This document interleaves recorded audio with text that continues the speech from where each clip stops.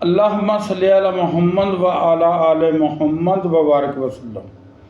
الصلاۃ والسلام علیک یا شفیع المذنبین، الصلاۃ والسلام علیک یا رحمت للعالمین۔ اللہ تبارک تعالیٰ بندے سے کیا چاہتا ہے، بندے کی کون سی چیز جھکی ہوئی دیکھنی چاہتا ہے اللہ تبارک تعالیٰ؟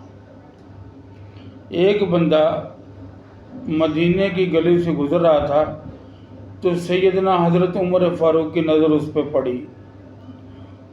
اس نے سر بہت جھکایا ہوا تھا، جیسا آپ بیشتر دوستوں نے دیکھا ہوگا کہ کچھ لوگوں کو سر پہ بڑی سی پگڑی باندھ کر اور بہت زیادہ سر جھکا کے چلنے کی عادت ہوتی ہے۔ تو آپ سیدنا حضرت عمر فاروق نے فرمایا، اے شخص میری بات سن، اللہ تبارک تعالیٰ گردن جھکی ہوئی نہیں دیکھتا، دل جھکے ہوئے دیکھتا ہے۔ جس کا بھی دل بارگاہ حق میں جھک گیا وہ کامیاب ہو گیا۔ آپ سیدنا عمر فاروق کے فرمانے کا مطلب یہ ہے، کیونکہ جب دل جھکتا ہے تو اس کو کوئی نہیں دیکھتا، سر جھکا ہوا سب دیکھتے ہیں۔ سر جھکے ہوئے میں ریاکاری ہو سکتی ہے لیکن دل جھکے ہوئے میں ریاکاری نہیں ہوتی۔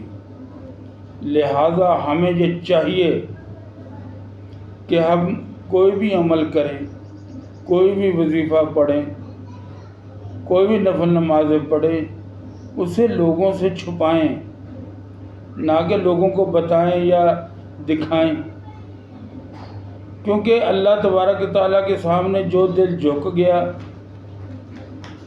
وہ اس دنیا میں بھی کامیاب ہے، وہ آخرت میں بھی کامیاب ہے۔ اور پھر راہ طریقت میں تو پہلی شرط یہ ہے کہ تجھے اپنے آپ کو چھپانا ہے، ظاہر نہیں کرنا۔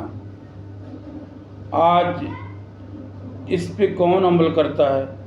ہر بندہ یہ چاہتا ہے میرا نام ہو، لوگ مجھے جانیں، میری عزت ہو، میری شہرت ہو، جبکہ یقین مانیں کہ جو بندہ بھی اللہ کے سامنے اپنے آپ کو جھکا دیتا ہے، اپنے دل کو جھکا دیتا ہے، اللہ تبارک تعالیٰ اسے دنیا میں بلند کر دیتا ہے، کیونکہ اللہ کے سامنے جو بھی کھڑے ہونے سے ڈرتا ہے اللہ تبارک تعالیٰ اس پہ اپنے انعامات کی بارش کر دیتا ہے۔